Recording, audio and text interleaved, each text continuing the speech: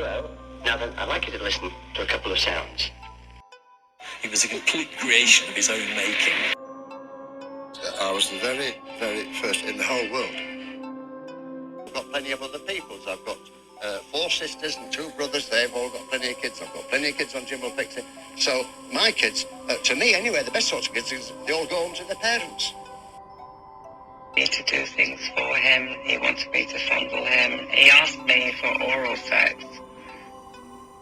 We gave him every instrument that he needed in Broadmoor to prey on some extremely damaged individuals. Sir James Savile, OBE, the man who has single-handedly raised more than £30 million for charity. Why have you said in interviews that you don't have emotions? Because it's easier. The truth is, I'm very good at masking them. I'm a rare breed insofar as I'm a single fella, and which is why when people say, "Them 5 places you've got to live in, aren't they expensive?" And I say, "Not as expensive as a wife." The Metropolitan Police say that it will now take the lead in investigating sex abuse allegations against the late Sir Jimmy Savile as more women come forward claiming to have been assaulted by the television presenter. Who's your best pal, Tony? I'm not Desmond. No, Desmond. He's not. He is. No, he's not. Get off me. Because he's a married man. Okay. Yes, you do. Get off. I won't. I'm just squashing. Not until you say me. Now, me, when I stand in front of the table and St. Peter's there, he says, "You are not coming in." And I'll say, "Well, why not?" And he say, "Because you're a villain." And he'll show me the debit side. And I say, "Hang about." And I'll show him the credit side and say, "Does that mean anything?" And if he says, "That means nothing," then I'll threaten to break his fingers. What does she do with the cable, boys? And I didn't want to. And he promised me that if I gave him oral sex, that he would arrange for me and my friends to go to Television Centre and be on his television show. Hey, we've got it all happening tonight, ladies and gentlemen. Everybody's around. We're going to start with our guests.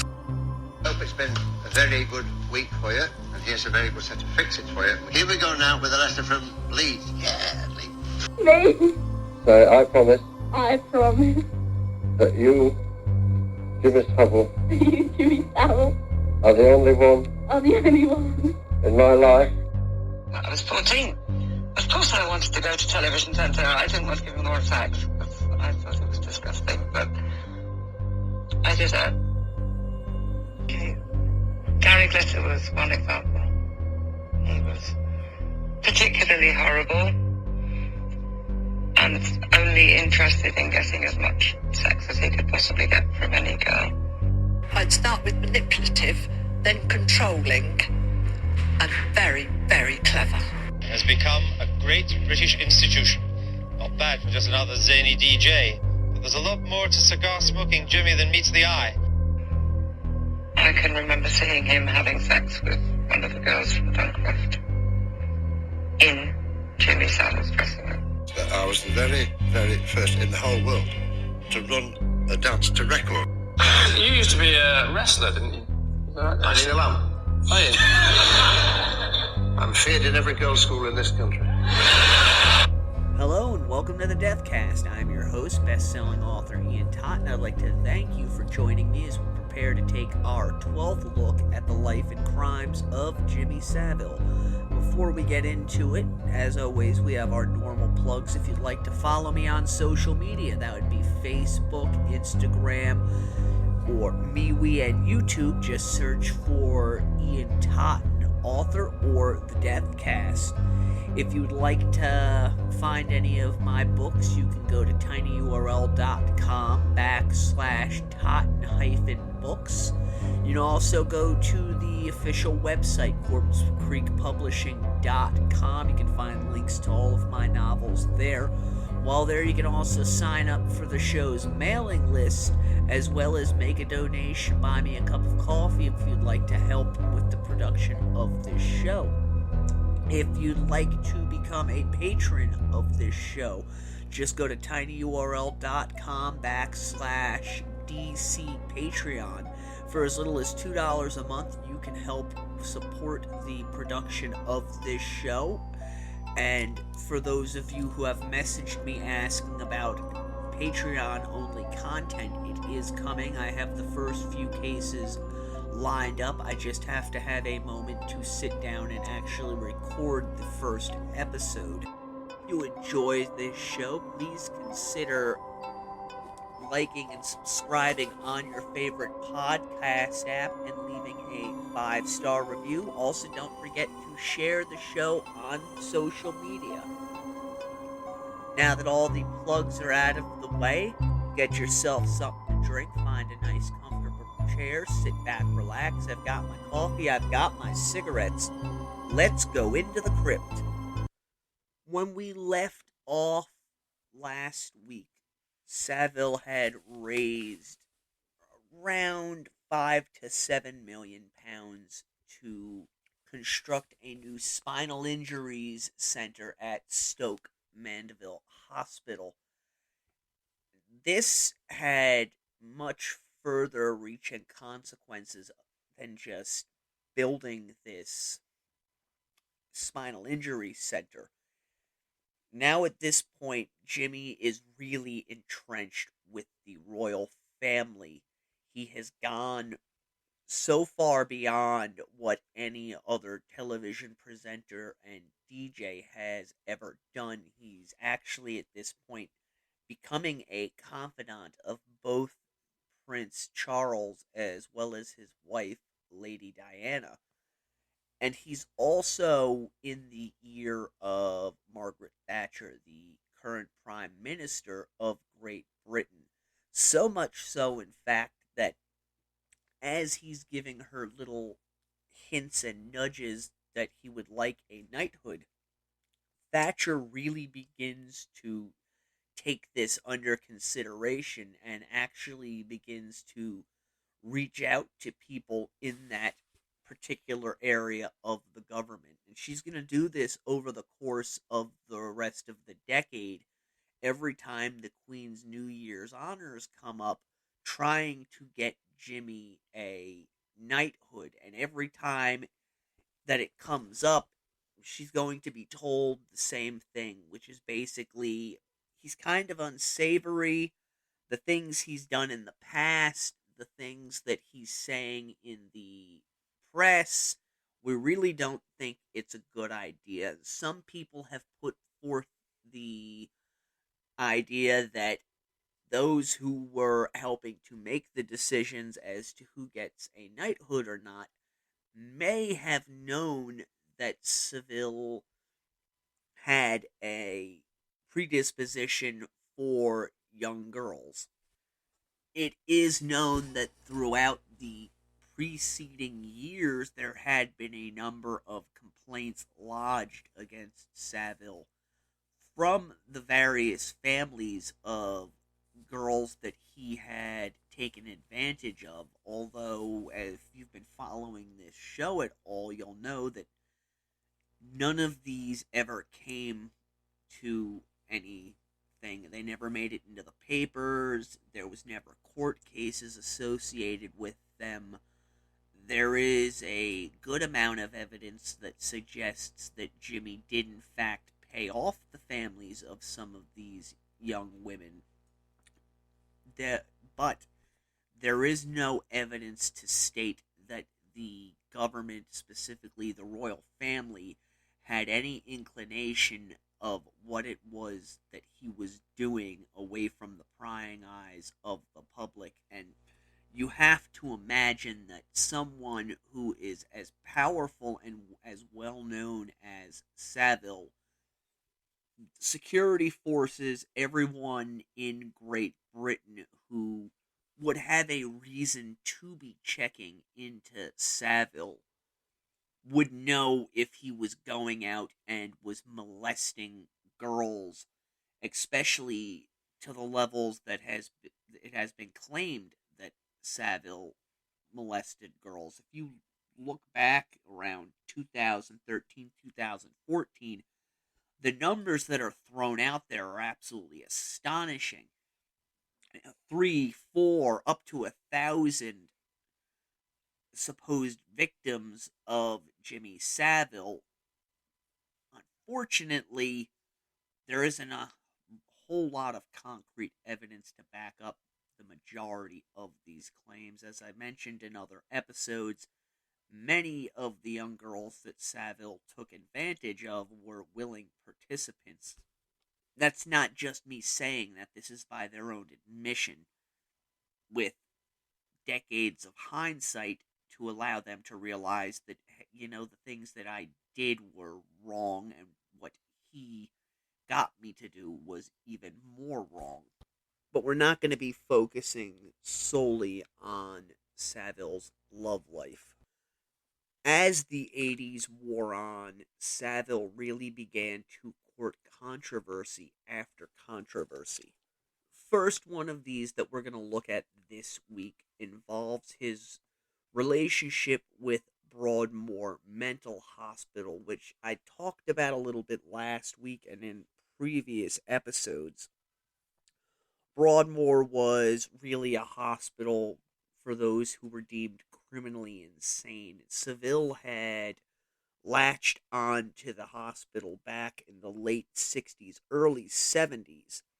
When the 1980s rolled around, Savile latched onto a very specific patient at the hospital. That would be the Yorkshire Ripper, Peter Sutcliffe.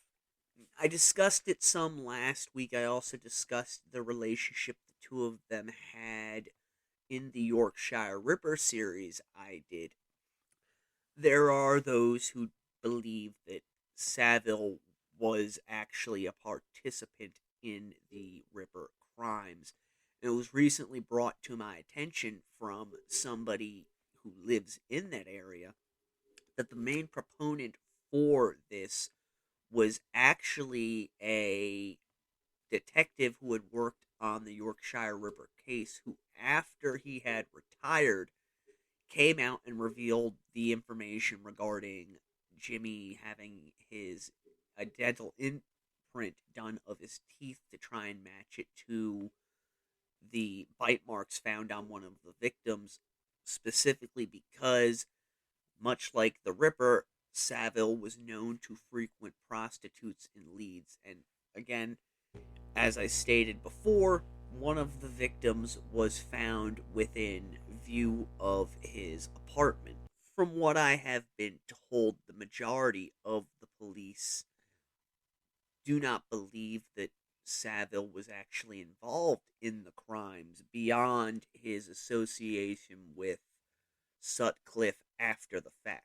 Nevertheless, there is a small but very vocal community of conspiracy theorists who believe that not only was Jimmy involved in it, but that the police knew about it, but because of the power Savile wielded, as well as his connections throughout the government, they were told to keep that particular aspect of the crimes quiet. Is that a possibility? It most certainly is. I can't say for certain. My own belief is that while it's a possibility, there's not enough concrete evidence out there to support the claim either one way or the other. What I do believe, however, is that Savile saw an opportunity to latch on to somebody whose name was still very fresh in the public consciousness. And by doing so, it was a way to get his name out there further, as well as have some darker stories about himself written in the newspapers, because Savile was unable to move away from this dark and seedy tough guy image that he had been propagating since the 1950s, and it was something that he liked to remind people of whenever the image of him began to soften too much within the public eye. And you can see this again and again throughout the years, that when he's really being embraced by both the government and the British people, he will go out of his way to remind them of just how tough a man he was and the things that he had done to troublemakers back in his club days, while throwing in small hints that he might have had some tentacles into the underworld in Manchester. And I really think that this was Savile's attempt to keep himself within the public consciousness and build upon that mystique of himself. Because if you've ever read about or encountered full-blown mobsters, they go out of their way to, sway your fears that they're this violent criminal. Savile almost seems to be the opposite of that. He wanted you to know that there's this other side of him that you don't know about. Almost as though he's saying this as a way to get you to stay at arm's length and not look too closely at him or dig too deeply into the things that he has done. This talk of his violent past life, in fact, is the main reason that the Queen's birthday honors repeatedly passed him over throughout the decade of the 1980s for a knighthood, because Savile could not keep his mouth shut and was going and talking to the British papers when they were digging into him here and there. And he was telling them these stories about how they would rough kids up and lock them down in the basement of the dance halls and chain them to the boiler. And after the fact, Savile and his hired men would teach them a lesson. This kind of thing, it almost seems as though he was his own worst enemy in regards to his public perception, in the respect that the government saw this and did not want to give the highest honor that they possibly could to such a man. And I think that once Savile realized, hey, I'm running my mouth about this stuff and it's not getting me what I want, I maybe need to step back from saying these things, which he eventually did until he had his knighthood, while also keeping the people of Britain speaking about him. Savile actually went on to state that he thought Peter Sutcliffe was quote-unquote a great bloke. Again, he's creating controversy by saying this, while at the same time he's getting people talking about him, which, if you know anything about Savile, that was the heart of the matter. He had to keep people talking about him, because if they're talking about him, it means he's a somebody, and it also means that other people, not just the general populace, are going to be talking about him and are going to be attracted to him. It's a very odd manner of self-promotion that he mastered throughout his life. A good example of this further still would be Gary Glitter.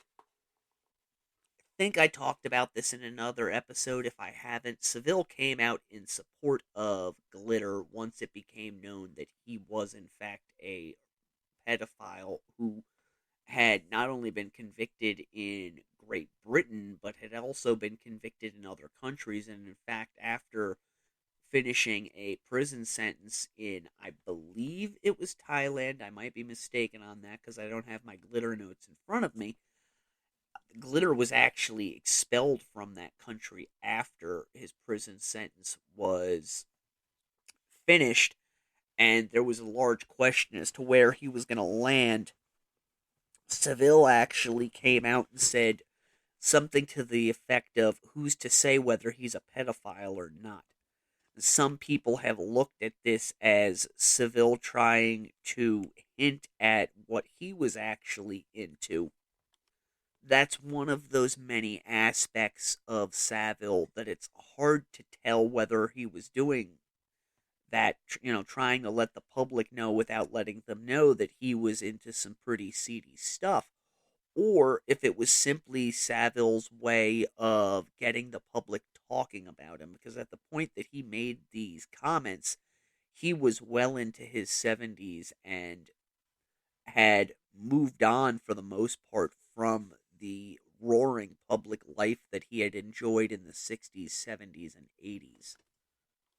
Another controversy that Savile courted during the mid 1980s was Talk to the Sun, which, from what I gather, was a tabloid in Great Britain where he went into good detail about the things that he had done to troublemakers during his dance hall days. It actually appeared in a series of articles under the headline of Jimmy the Godfather, where it was claimed that it was going to blow the lid off the violent world of Jimmy Savile. We've already talked about that. The main takeaway from this, however, was the way Jimmy spoke about sex in this article, and it was a topic that he brought up invariably in every single interview he ever did. Savile stated, "I like girls, plenty of them. Before I go out, I write my telephone number half a dozen times on bits of paper and put them in my pocket." Further on, he said, "I have a busy sex life. As long as the circumstances are right and it's not hurting anyone, it has got to be a natural progression, not just an animal rushing about, a farmyard rutting. As long as the circumstances are right and it's not hurting anyone."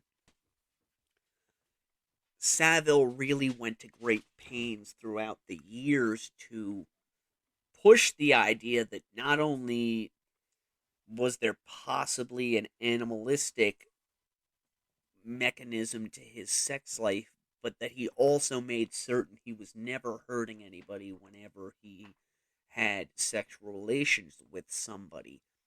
As we know now, since his passing, that is not the case at all. Savile hurt a lot of people along the way, whether they were willing or unwilling participants in the things that he was getting into.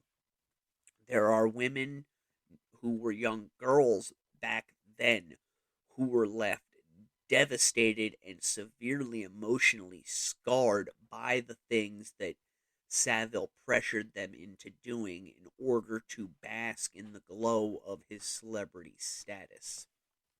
I would imagine that there are scores of women now who were involved in that scene or similar scenes when they were young girls who did things with other famous people, be they rock stars or movie stars, who carry similar scars with them.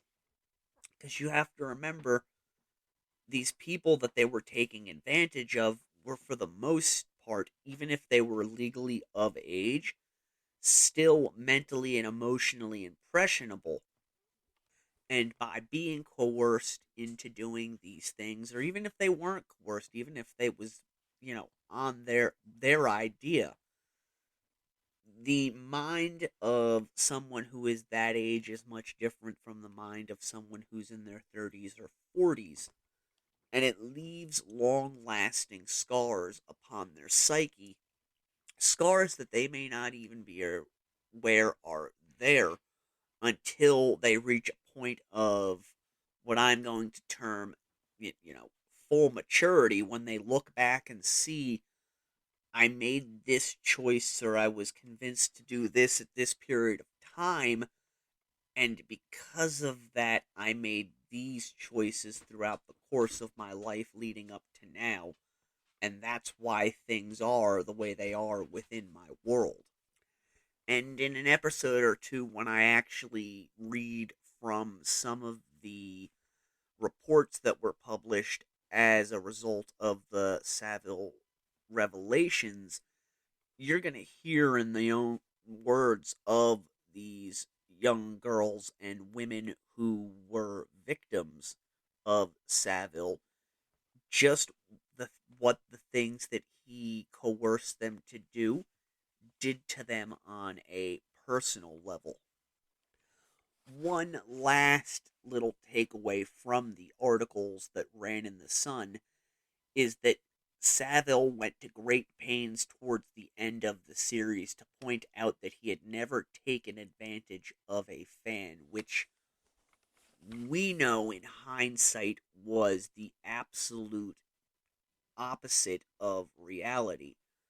But Jimmy did this a lot, and I really think that he did it in an effort to not only throw people off of his trail, but to sway his own conscience, because whether he was a good human being deep down or an awful human being deep down, there is still at some level that little voice that whispers, you shouldn't be doing these things. And we will get back into Jimmy Savile in just a moment.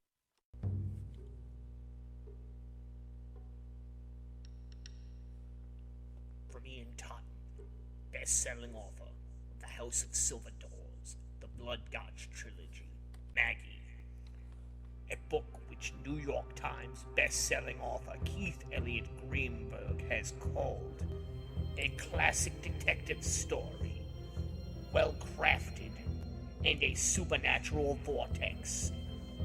Maggie. The name was burned into Lieutenant Carl Jablonski's mind like a brand, and had been since the night of the fire. He doubted he would ever forget that night, or how she had danced in the flames of her burning home. Maggie. Who was she, and why did no one in Kaya's Crossing seem interested in talking about her or her family? These were questions without answers. Quandaries that drove Carl on as he explored the darkest of the town's secrets, desperate to unravel the knots that tied everything together. Maggie. Carl felt haunted by a visage, even as the local reporter, George Murphy, told him of the blood-soaked history that lay along their path, and the horrors that it held. None of it seemed real, and yet it was. The sacrifices, the screams, the pact with the Nameless Ones, and the hell that she had endured. Maggie. Hers was a crime begging to be solved, and he and George are the only ones with enough heart to do it. The real question is, will they survive long enough to do it? Maggie, available 11/30/2021 in paperback and hardcover. E-book pre-orders are now available at Amazon.com. Only from Corpse Creek Publishing. You have been warned.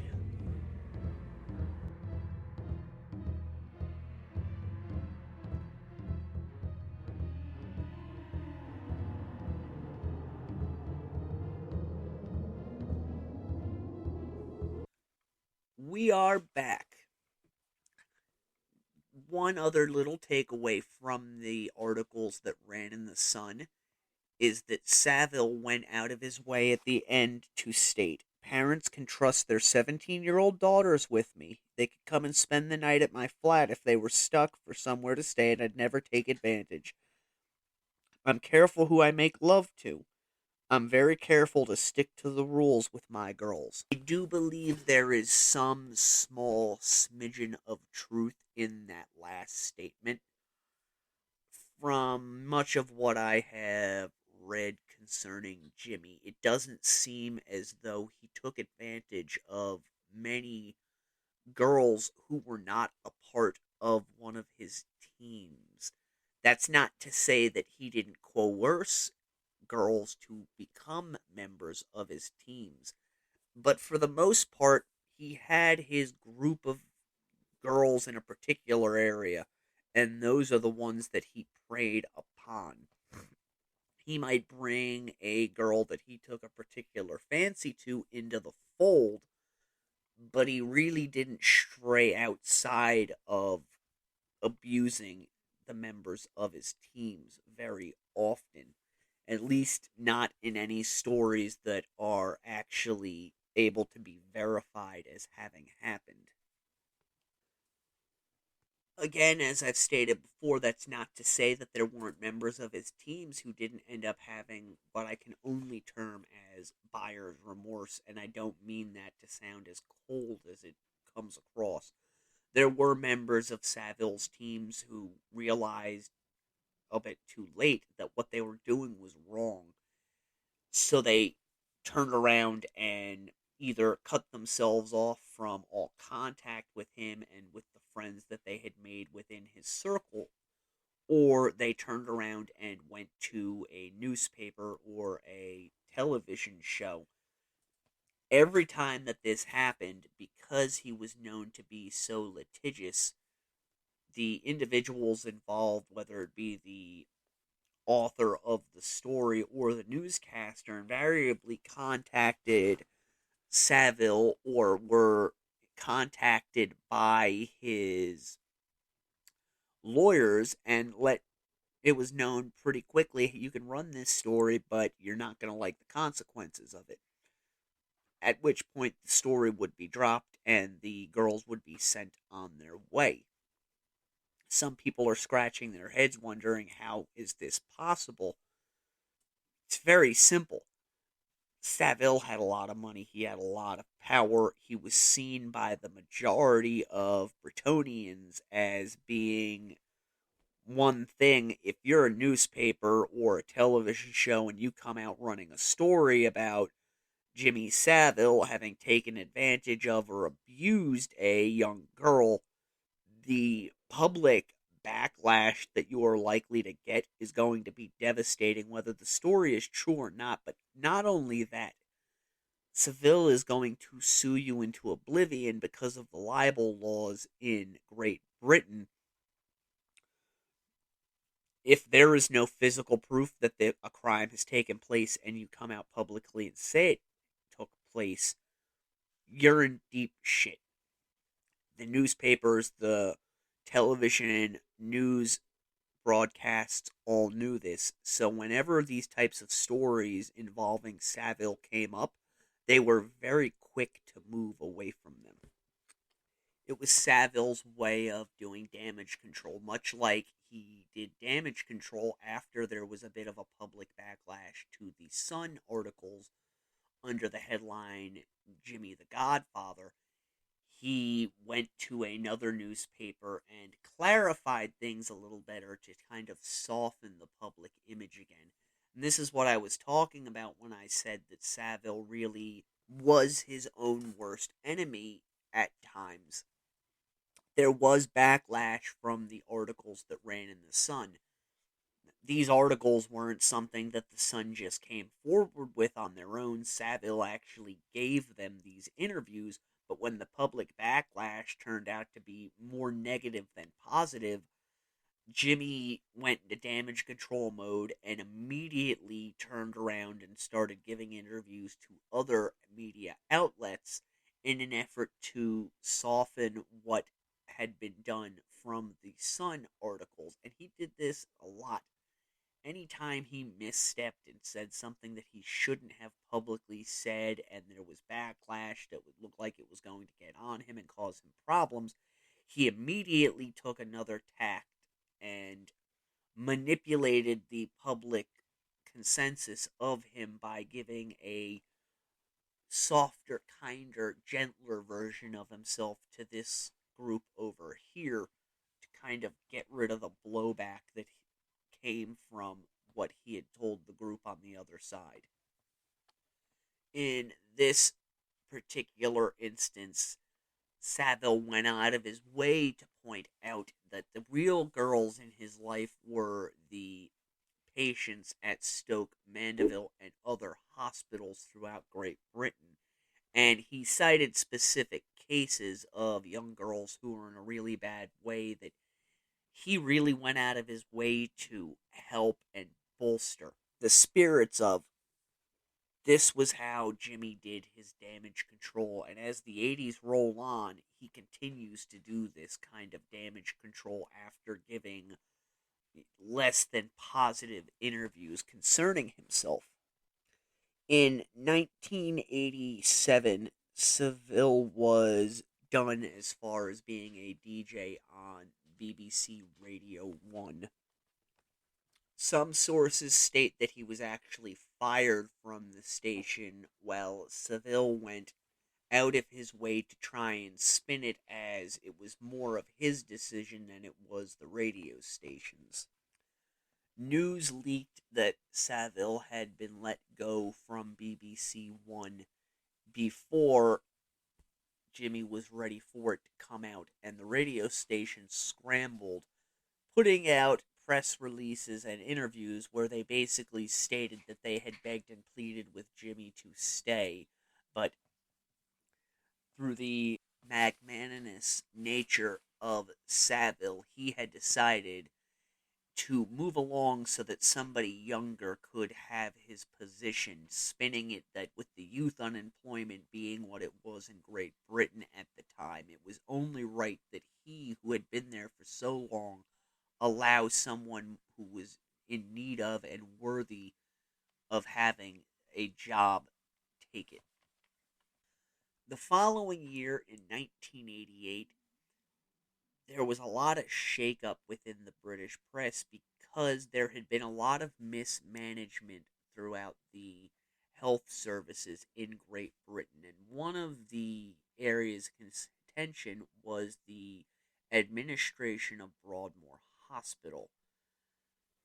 There's been a lot of talk since his death, and there was a lot of talk at the time about Savile's role in Broadmoor Hospital. Basically, what happened was the Department of Health decided in 1988 that Broadmoor had been woefully mismanaged by those who had been running it, and that it could no longer operate under the watchful eye of a single director. So instead, a task force was assembled. One of the members of this task force was a man by the name of Alan Franey, who had met with Savile and a number of other highly influential people at the Anthem Club. Franey was persuaded that he should put in for one of the positions at Broadmoor. And according to Franey himself, he got the position as general manager and chief executive on his own abilities, but he never would have been considered had it not been for the intervention of Jimmy Savile. Interesting to note, Franey also stated that while he was at Broadmoor, he never heard any allegations concerning Jimmy Savile, despite what has been said in the last decade. The really important thing here, however, is that Jimmy Savile, who was nothing more than an entertainer and a philanthropist, was placed onto this task force to help with the running of Broadmoor Hospital. This has caused a lot of controversy, both when it happened as well as in the years since Jimmy's death, because, rightfully so, many people looked at it and said to themselves, why in the hell is an entertainer involved in the running of this major hospital for the criminally insane? Naturally, Savile spun it as he always did, of who could be better for the job. These are my people. I care about every single one of them. And the government came and pleaded with me to head this task force. There's been some arguments back and forth as to whether or not Savile was actually running Broadmoor or whether Franey was, with each man giving different points of view. Savile eventually did concede that, while Franey was the general manager, the day-to-day running of the institution had really been left to him. When pressed about the task force, Savile stated that many other people are good at talking or listening. He, however, was able to get things done, and reality is that is one thing that Savile was truthful on. If he wanted something done, or if the government tasked him with something, by and large, it was able to be accomplished because he was so good at talking to people and bullshitting them and getting his own way, whether that was through buttering them up or, conning them into doing what it was he wanted. He did have a track record, as shown by the Stoke Mandeville initiative, of getting things he wanted to happen. More importantly, however, Savile, who had been dubbed Broadmoor's unofficial entertainment officer for roughly 20 years by this point, was a press magnet. Those in charge knew that if he was involved at a higher level with the hospital, it would bring more attention to the hospital. More attention meant more donations, as well as an avenue to discuss any deficiencies or grievances within the hospital itself, and hopefully get those grievances and deficiencies taken care of. They had seen what Savile was capable of doing with the Stoke Mandeville initiative and knew that he, more than anyone else within Great Britain at this period of time, was able to rally the troops, as it were, to raise the money that the government needed or wanted for a particular project. So that is one of the many reasons that Savile was put onto this task force. But there was more to it than that. Savile was still pushing very heavily for a knighthood. And it wasn't just he who was pushing for it at this point. Margaret Thatcher had put Savile's name in pretty much every year since around 82 or 83 for the Queen's Honors List, and every year she had been denied, with the same line being thrown out, as I discussed earlier in the episode, that he was basically an unsavory character, and we cannot recommend an individual such as this be given the highest honor in the country. This was another way to kind of assuage their fears. Look, he may have been that person at one point, but he's no longer that person. He's on a task force for the nation's largest and most well-known prison hospital. We have to give him this honor. And I really think that that was first and foremost in both Savile's mind as well as Thatcher's when he was appointed to the task force. Savile had an almost immediate effect on Broadmoor. He really shook the institution up, pushing to get rid of what he saw as individuals who were basically useless in their work there, as well as trying to get some much needed work done at the hospital through donations and removing 60 patients from the hospital who, in his view, as well as the view of others who were working there, should not have been at the hospital. Savile was able to get much of this work accomplished just based on who he was. The 60 patients did end up getting transferred. New work was done at Broadmoor Hospital. Savile actually posed for pictures during this period of time. One set of pictures was taken with the Prime Minister around Christmas of 1988, while when the new wing was set to be opened at Broadmoor, he was photographed holding his keys to the hospital. And again, this is something that has become a very hot button of contention among the British people and the British press, with people wondering how a DJ could be placed in such a high position of trust given what we know about him. As I've stated repeatedly, they knew everything about Jimmy Savile.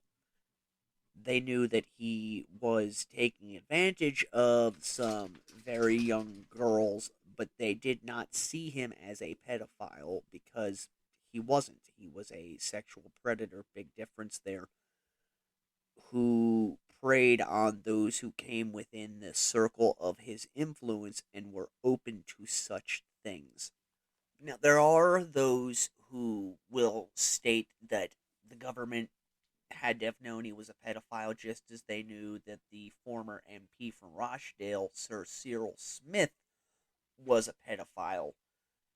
There's a big difference, however, between Jimmy Savile and Cyril Smith.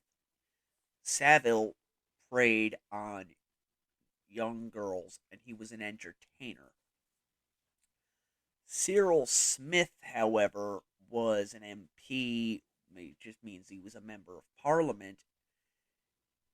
There were, I don't know how many accusations during Smith's lifetime that he had abused young boys at what accounts to orphanages throughout Rochdale and other areas of Great Britain. There's also quite a bit of evidence that he was in fact involved in pedophile rings, something that there is no evidence that is believable concerning Jimmy Savile. Cyril Smith was basically beaten into line by the security forces in some regard because there were so many accusations during his lifetime. I'm not talking about how a girl's father would come forward and accuse Jimmy Savile of taking advantage of his daughter. I'm here and there throughout history. These were numerous, constantly plaguing Cyril Smith. Throughout the years of the police forces talking to him under caution, and a number of instances he was actually arrested, and someone from the security forces had to go down to the police station to get him released, or call the police station and talk to them and let them know that, hey, this is a matter of national security. You need to forget you heard about this and let it go. There was actually a dossier of Cyril Smith's offenses at a police station that was confiscated by security forces in Great Britain to keep charges from being pressed against him, as well as to keep it from the public eye. The government knew about this. Smith was given his knighthood, I believe, in 1988, but by this point, he was really a powerless entity within Great Britain. This further came out when it was found that he was making money off of asbestos, which he had gone before Parliament and claimed was a non-lethal, non-dangerous substance. Smith gets his knighthood in 1988. By 1994, he's out of Parliament. He's back in Rochdale working for private corporations.